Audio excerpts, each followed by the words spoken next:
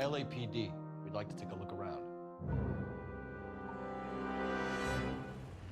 So, LA Noire is a sore thumb in Rockstar's game catalog. When you compare it to Rockstar's past titles, it was a fresh new idea that to this day hasn't fully been replicated. It was developed by a brand new dev team and hasn't received a new proper installment since release. But despite the various problems with this game, it's a game I find myself coming back to. LA Noire was announced in 2005 and released in 2011, and it actually has a pretty weird development process. Team Bandai, an Australian dev team, started development of the game under Sony Australia. Most of the game was finished before switching hands, but Rockstar Games took over the supervising of the development, and LA Noire was actually the only game Team Bandai ever made. The release of LA Noire was by no means bad, and I would even say it was a very good launch, especially for a new IP. But compared to the previous releases from Rockstar, being Red Dead Redemption 1, which sold over 60 million copies, LA Noire to this date has sold roughly 5 million copies. So while it wasn't a flop, it was quickly overtaken by the high sales of Rockstar's previous titles. LA Noire was actually one of the first games to use new special facial tracking for their facial animations. It was way ahead of its time, and it was actually the main selling point for the game. But if you've seen any gameplay, you can tell that since the technology was so new, the facial animations can sometimes look worse than games that came up before. What exactly did you see them take? They was working on the tires. That's all that was took.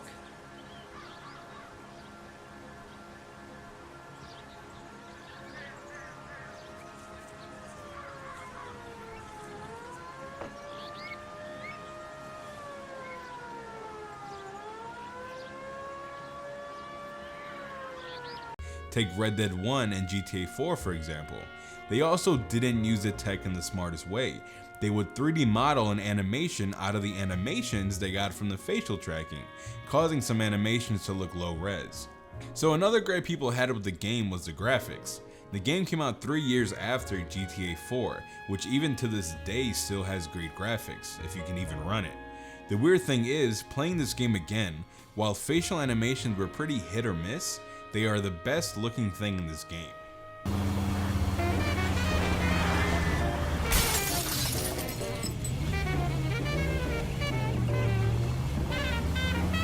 About a month after release, LA Noire had some pretty high controversies, one being that players were saying that the game was overheating their PS3s. While this issue was eventually resolved, the way it was handled was horrendous. Rockstar had released a statement blaming Sony's software update to be the culprit, while Sony released a statement blaming Rockstar for the overheating. Both companies published a joint statement. Both Rockstar and Sony said that neither of them were to blame and that the problem was only affecting a small portion of players. They stated that they would be releasing an update to fix this issue.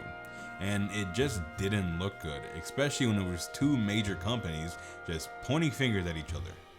Team Bandai also faced several accusations of poor working conditions by previous developers. This started an uproar in the gaming community, leading to Rockstar Games cutting ties with Team Bandai. Now this left Team Bandai in a weird spot. They were unable to get signed by another publisher, and it wasn't looking good.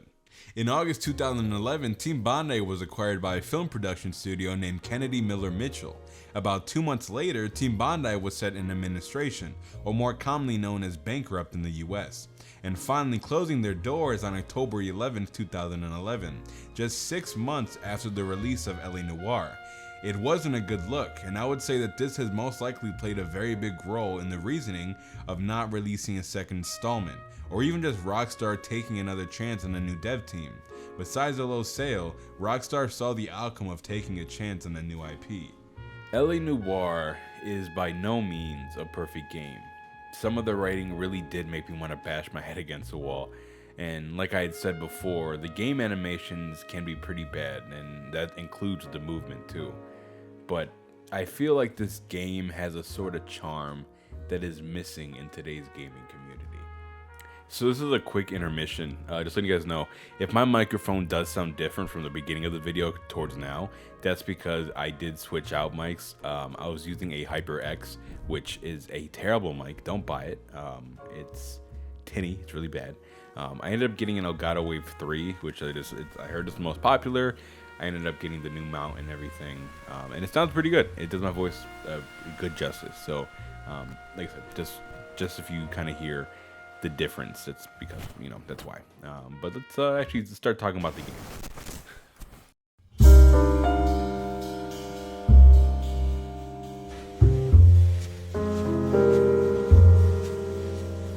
So LA Noire takes place in 1947's Los Angeles. The game follows Detective Cole Phelps in his journey on becoming one of the best detectives the LAPD has ever seen. I actually really love the timeline that this game takes place in. The suits, the hairdos, and the cars were super cool to play in. And it was one of the first games to explore the late 40s, and I felt like it did a really good job stylistically. Cole Phelps was a hero during the Vietnam War, receiving the Silver Star and being promoted to First Lieutenant. Now this is heavily shown in the game. Many times after completing a case, it will play a type of memory of the war, almost foreshadowing what would happen in the next case. What do we do, Lieutenant? Jesus, look at all the kids! Stop the goddamn screaming! I need to think! And how do you expect to do that, you fucking maniac? They're burned to a crisp! Finish them off. Do it humanely. We are leaving this place. Cole has a constant shame that lingers in his mind. He doesn't feel like a hero. He also really has no interest in talking about what he did in the war. Fine. Well, it's a shame you don't like to talk about it, Cole. Ralph, friends who want to stay friends don't discuss religion or politics.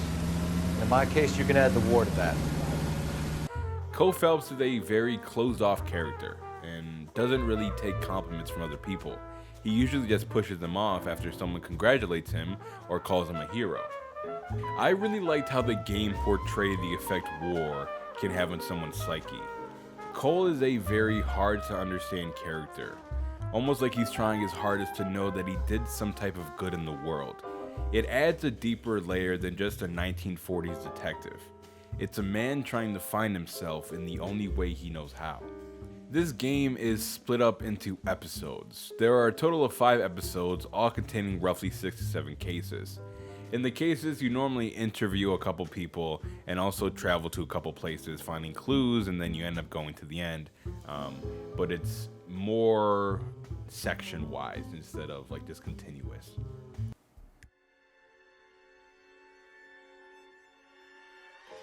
For every cop, there's the case that makes you. Gives you that leg up. Gets you recognized as the shining new star in the squad. The case that you solve that shows that you have the gumption, the gung-ho, the get up and go to make you stand out from your average rank-and-file patrolman.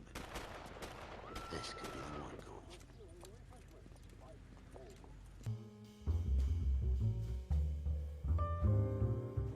Buyer Beware is the case that makes Cole. This is your first experience with interrogation gameplay, and you get 3 different options with interrogating someone. Truth, which obviously leads to Cole believing what the suspect is saying. Doubt, which is just a way to accuse someone of lying without evidence, and also usually ends up with Cole yelling at whoever he's interrogating. You keep lying to me, and I'll send you and your baby to jail. You fuck young boys, Valdez. Are you a madman? You left-wing leaning parasite. You expect me to sit here and listen to your drivel? And lie, which, well, obviously means they're lying. It's actually super investing trying to get all the questions correct. You get a set amount of XP depending on how many questions you get right, and this is when the new facial tracking stuff comes into play.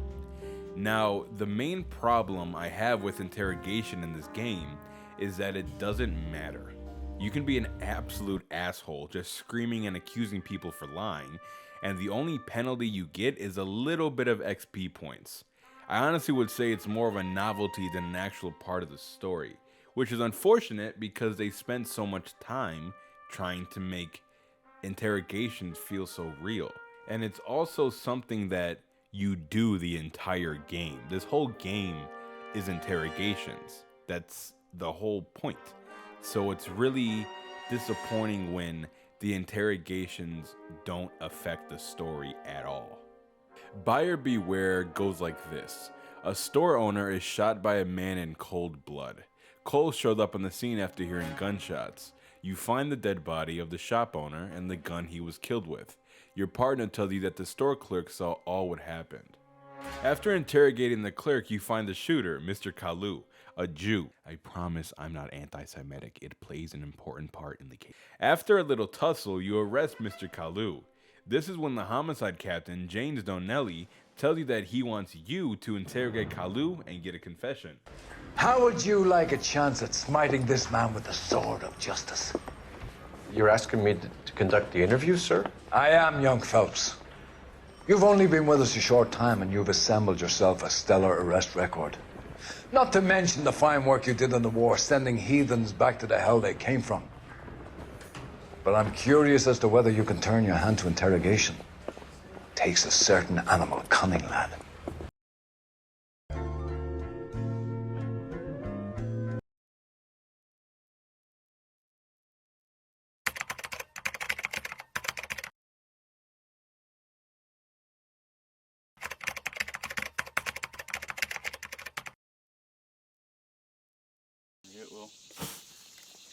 And I want to thank today's sponsor, me. I do photography and I enjoy it, and I hope I would considering I've spent 2 years of my life doing it, and I think my photos are pretty okay, and I hope you think the same. If you want to follow me on Instagram, it's Raul_Racy. Yes, that is my name, so please don't find me. And again, it's Raul_Racy. And if you ever want to see me again, follow me. Do you think you might be ready for that? Yes, sir. I think I am. Good man. You need many things for a conviction, young Phelps. A motive, opportunity, hard evidence, and best of all, a confession. If you fail in the former, you can always use a modicum of violence to obtain the latter. This interrogation is Cole's big break. If he's able to get a confession, he may be able to get off the patrol desk and onto homicide. It's actually kind of funny because if you get the questions wrong and the interrogation wrong, the captain will just chew you out and yell at you. Disappoint me, Cole Phelps. Get back in there and raise some lumps, boy! I need a confession!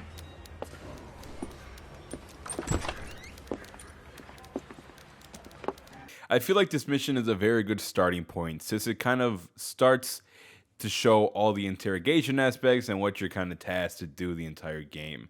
I was going to, at first, review all the cases in the game. But after thinking about it, I feel like that would be kind of boring and also would make this video like 3 hours, and I don't want to edit that. So I'm going to talk about all my favorite cases, and I feel like that makes more sense in regards of a shorter video essay, and also makes me do less work. So let's get on to case number 2, and also the case that I love as just as much as the first one. So yeah.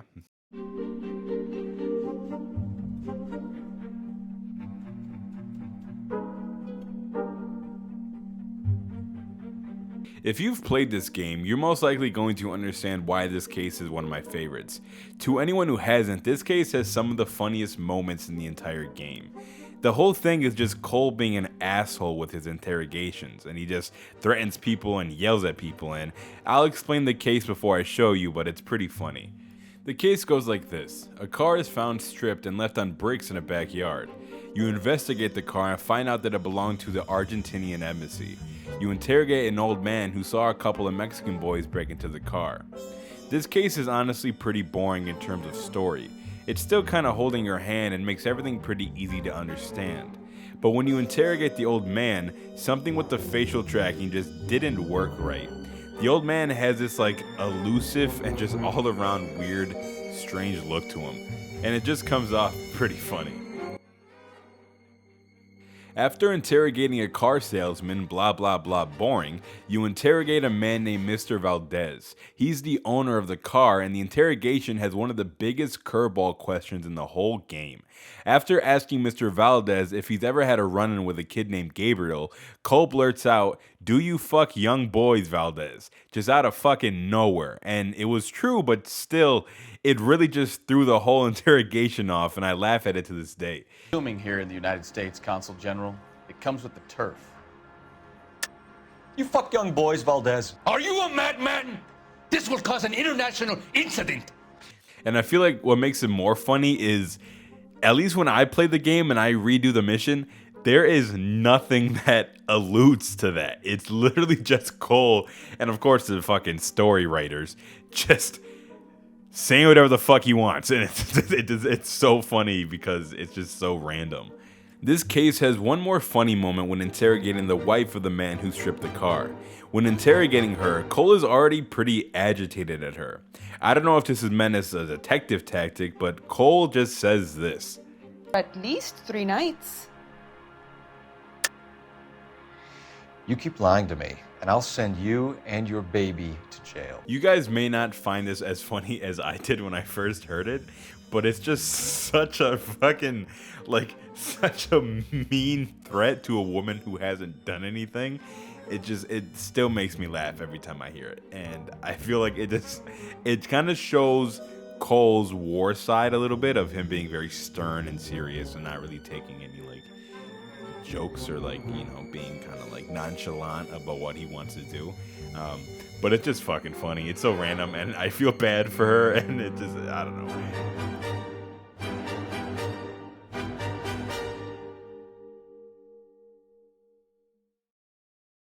I'm still not fully sure about how many cases I'm going to do. I am kind of writing the story as I think it, and I think it makes this a little bit more fun. And a little bit more creative to kind of not have a fully set script, but have more of like like, I forgot the word where you're like, you come up on the spot. I don't know why I forgot. I literally can't think about it, but something like that where it kind of makes it more fun to think about instead of just having stuff that's set and that you have to follow, or like you kind of force yourself to follow.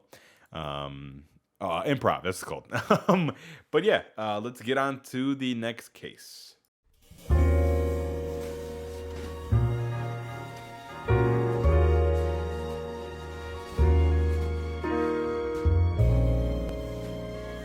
The next case is called The Setup, which takes place on the Vice desk, which is arguably the best desk in the entire game. It really shows how corrupt the police force can become, and your partner Roy Earl is no exception. He's deep into the life of mob bosses, and planning murders to stop people from finding him out. I love Roy for one reason. He's charismatic. He gives that good cop kind of shell while actually being a total piece of shit. Cole actually pulls his weapon on Roy when he finally learns that he was connected to all the lost morphine and worked with the mayor and the DA. I love this scene with all of my heart. It's Cole absolutely forgetting his self-placed responsibility of maintaining composure, and while I know it's just a voice actor, I felt like this scene was amazing for this part. Hey, detective! Can we back it off a notch? This is getting out of hand. A time to talk and a time to shut up. Now is the time to be quiet, son. Courtney Sheldon was a corpsman, Roy. He served his country. He went out with a medical kit and an Army 45 into places that made the Valley of Death look like a picnic. He was either naive enough or dumb enough to get involved in the Suburban Redevelopment Fund, along with the mayor, the DA, Monroe, and a certain crooked cop. He was involved in the morphine heist, but he has a puncture wound in his jugular, which makes this a murder case.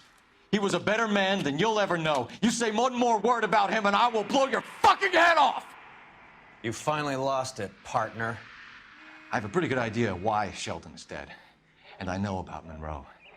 Your vast, corrupt future is draining away as we speak. I got better things to do than argue the rub with you. It's just such a well put together scene. The voice actor on both parts did a great job. Roy sounds like a douche and Cole actually sounds angry. And I just feel like it adds so much to the development of how Cole is changing as a person. Because at the end of the game, he's a much different person where he's almost accepted the fact that he's not going to be the perfect idol that he wanted to be. And that he's not going to be a stand-up citizen, and he's not going to be able to redeem himself in not necessarily any way, but in a way that he seems fit. And I think this just adds that well-defined moment of his character change, and I'm glad it's in the game. And I do think it's probably the best scene of the entire game. The setup tells a story of abuse and eventually murder. The setup is about a mafia-type boxer who throws a fight. I like it because it dives deeper into the mafia aspect of the late 40s, and I think it's a nice little side branch that makes a depiction of the time feel more real. I don't have too much to say about this case. Like I mentioned before, I love the fact that they dived deeper into the whole mafia aspect. I thought that was pretty cool, especially like, you know, it was a very real thing with mafias and police stations and police officers during the late 40s. And I'm glad they kind of delved into that. And you actually end up fighting mafia members in like a shootout in an alley later in the game. And I thought it was just nice of them to dive deeper into that aspect of the 40s and the police officers. But the main thing about this case is just talking about how Roy was engulfed by the mafia, and how that kind of affected him. And I just liked the scene between Cole and Roy was just fantastic. It's the main reason I want to talk about this, because it talks about the mafia. And I'm trying to figure out if I want to do missions and cases or just do my favorite scenes. So like I said, as you're watching this video, I'm writing it as you watch it. And it's kind of more of like a freeing experience. But let me stop talking and let me actually get on with the video.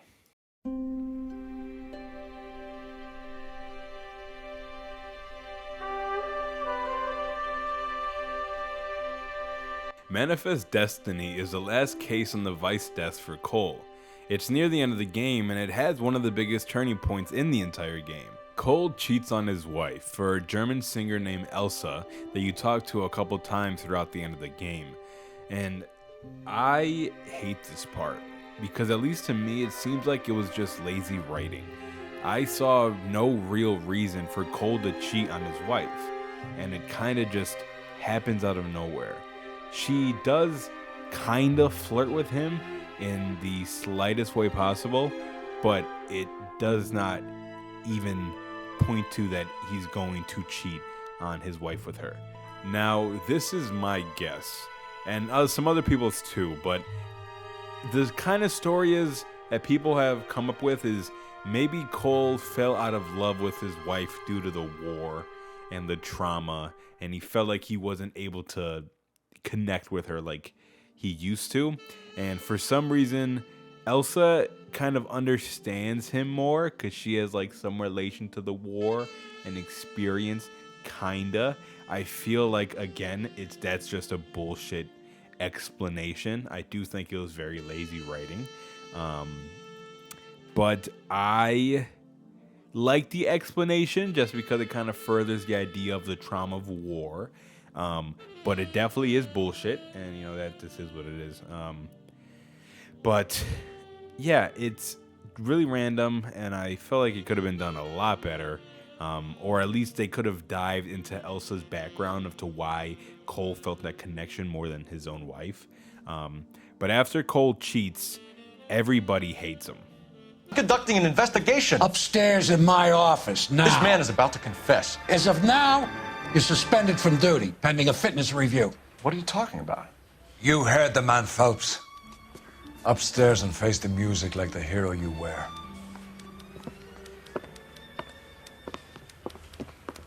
Phelps, you're one of my favorite sons. You've broken this old man's heart. Sir, what is going on? You're suspended, Phelps. Hand over your badge and gun. Don't keep him waiting. What is going on here? Your wife's attorney has pictures of you and the German.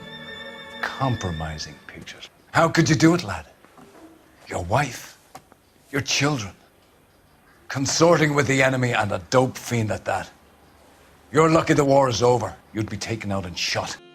And one of the worst things about being, of him cheating is the person who fucking finds out is Earl, which is hilarious because Earl uses this information to take down Cole, because Cole is obviously kind of catching on to the fact that Earl was a piece of shit. And with this discovery, Cole is knocked down a level while he's being under review. And it was all pretty much used by Earl to take down Cole for his own benefit, because like I said, he was being kind of found out by Cole and he didn't want that. And it just sucks that the fucking biggest piece of shit in the game is the one who ruined Cole. Like I said, I'm pretty disappointed, or at least I was really disappointed when I played the game again. When I first played it and I was young, I didn't really like care about it. I barely knew it. I barely knew what the whole him knocking on her door and going inside even meant.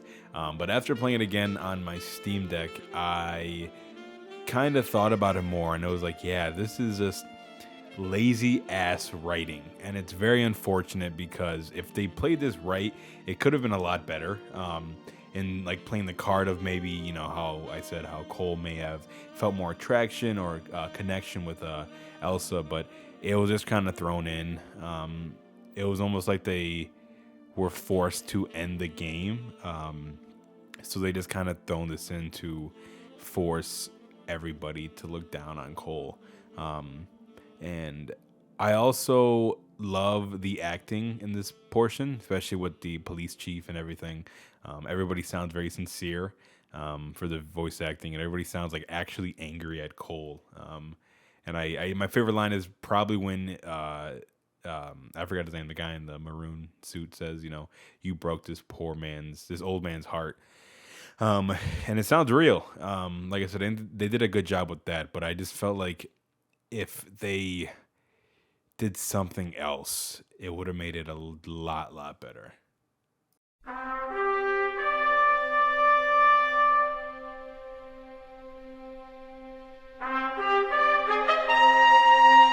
After Cole is found to be cheating, he's dropped down to arson while he's being investigated.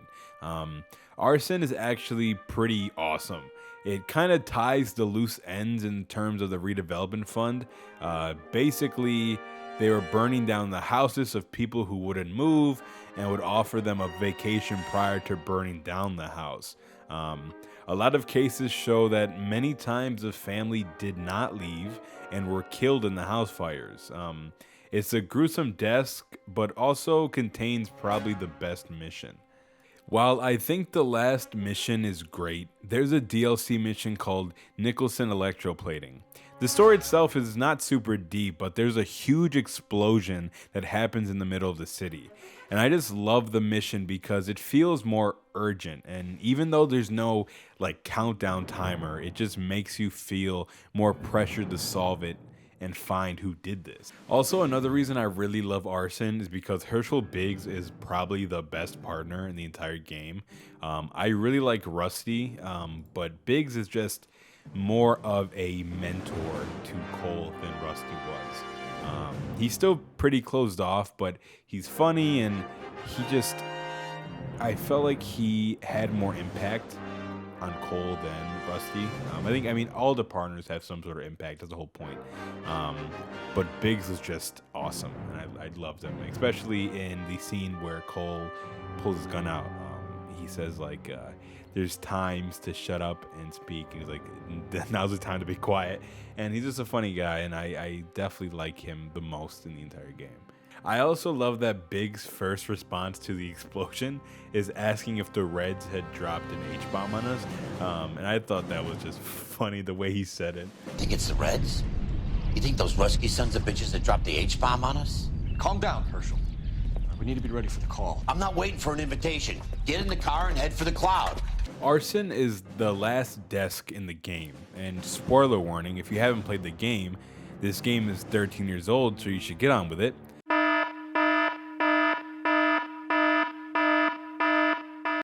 Cole dies, saving Elsa in the sewers of LA.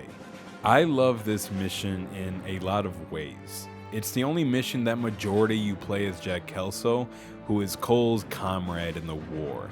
I like the relationship they have. It's a love-hate kind of thing where Cole wants to befriend Jack, and Jack still has a grudge, rightfully so. Cole was not a good commander or lieutenant in the war, and was overly confident in a lot of ways and ended up traumatizing his men more than he needed to. And Kelso still kind of holds that against him, which is completely understandable. But this mission, you play a lot as Kelso, and you pretty much finish the game as Kelso. And I love arson just in general because it's the only desk where you play as a different character. And I think that's pretty cool. I wish they kind of explored this a little bit more instead of just leaving it at the very end of the game. But it was most likely like a thing where they just took too much development time. They couldn't do that. But yeah, I just love the fact that it's finishing the story of Cole trying to redeem himself for the people that he's hurt in the war, mostly. I just like Ellie. It's very interesting, and I just like the way it ends. A different kind of war has these huge gunfights inside the sewers of LA with fellow policemen and mafia members, and you even get to use a flamethrower, which is pretty cool. But basically, you're scouring the sewers to find the man who's been burning all these houses. He's a fellow soldier who's lost his mind, and he has Elsa. And Cole is not going necessarily for his fellow soldier, but for Elsa. Even though he's cheated, he goes back to her multiple times, and it's clear that he loves her in some sort of capacity. And the soldier is actually one of the men that Cole sent in to burn a cave. He ended up killing a lot of young kids and came out screaming, and this is the moment he became insane. He was addicted to that feeling of burning, or at least felt like he had no other purpose than to burn. You know this guy? Don't you remember me, Lieutenant? I remember you. No, I don't. You ordered me to burn that cave, Lieutenant. That cave full of civilians. A hospital. What is he talking about? It was war. It was war. For God's sake, I can't be held responsible for everything that happened. I don't blame you, Lieutenant. You helped me to help other people. Ira lost his mind on Okinawa, Princess. Sheldon asked the doctor to help him get it back. The doctor helped me to find my path. And I helped him to a better life. She's going to leave now, Ira. She will be all right. You've helped her, too. Get her out of here. Biggs will help. His ex is nearby. Jack, I need this guy to make the case. Hasn't this poor bastard given you enough? Get out of here now! For God's sake, Jack, what are you going to do? Don't cry, miss. Sergeant Kelso has come to help ease my way. I was proud to serve with you, Jack. Get out of here, Cole! Get out of here, Cole!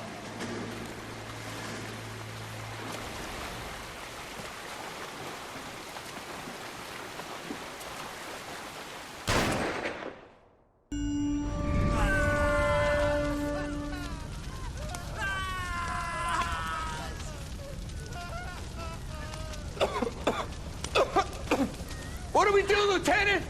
Jesus, look at all the kids! Stop the goddamn screaming! I need to think! And how do you expect to do that, you fucking maniac? They're burned to a crisp! Finish them off. Do it humanely. We are leaving this place. You do it, Phelps! Get your own fucking hands dirty! I'm out of morphine! Put these people out of their pain. Now! That's an order!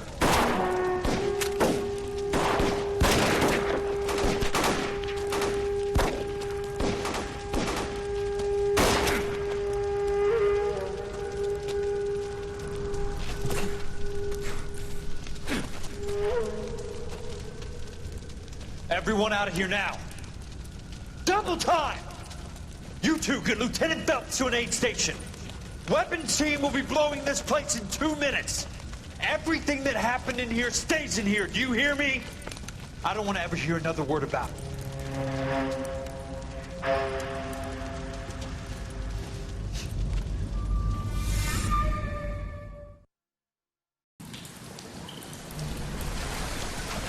Kill that man!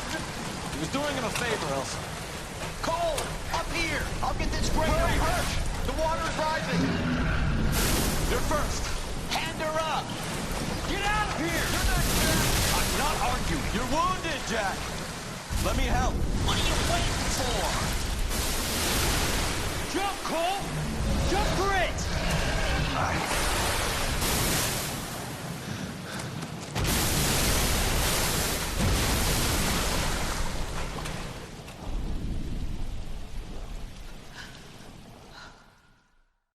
Water is quickly rising.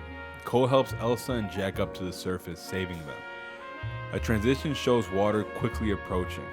Cole says goodbye and gets washed away with the water. I've played this game 3 times, twice on the PS3 and once on the Steam Deck. And while I don't get teary, I do get very sad when Cole's last words were just goodbye. I feel that LA Noire was an ambitious game that unfortunately didn't have the money and sales behind it. I felt like it told an amazing story of how war can change a person, and more so, self-redemption. We all want to do some sort of good, but I feel like Cole Phelps got so lost in that dream that he let it take his life. I wish Rockstar or another developer would take another shot at the detective-based game similar to LA Noire. It's an empty genre that I wish I could be filled.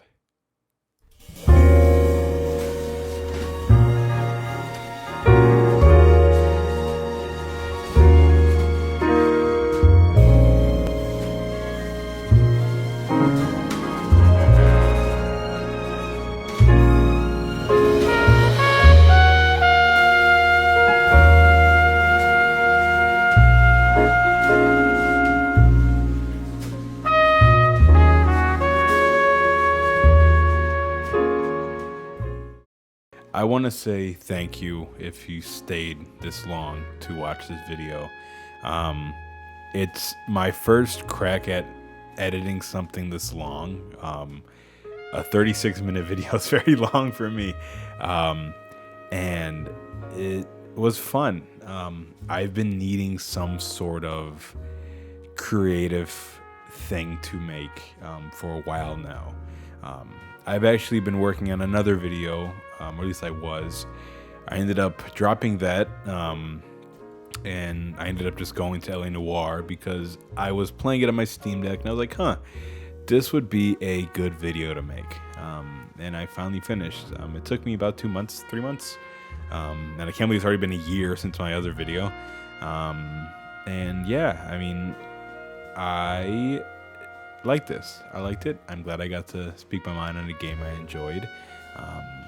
I hope you guys see a little bit of improvement in terms of like editing style, voicing over that you didn't see in the first video. I don't plan on like making videos consistently just because this is not really what I would want to do, or like, you know, I don't have time for it. I'm in class, I have a job. But it's a nice little creative outlet. But yeah, I hope you guys enjoyed the video. Even, I know I didn't go super in depth in the game. That's not really what I was trying to do. I was more so just trying to talk about the bright lights in the game, like the most important parts, or at least parts I enjoyed, because this is not a perfect game in any way. And it's very weird how the developers got shut down less than 6 months after the game was released. And it's just a weird title all around because it's very forgotten compared to Rockstar's other games. I know they like a skate game. I think they had a ping pong game or a BMX game they had. But it's like that. It just kind of got washed away, like coal. But yeah, I hope you enjoyed the video. If you did, leave a like and comment down your favorite part or your least favorite part, or even comment down some things if you want to, not debate me on, but like, you know, it's like, oh, actually blah, blah, blah, or actually this, or blah, blah, blah, you know, because I tried doing my best in research, and also my memory of what I know from playing the game a couple times. So yeah, feel free to leave a comment and leave a like and subscribe if you like it. But yeah, like I said, hope you guys enjoyed, and, you know, have a good day.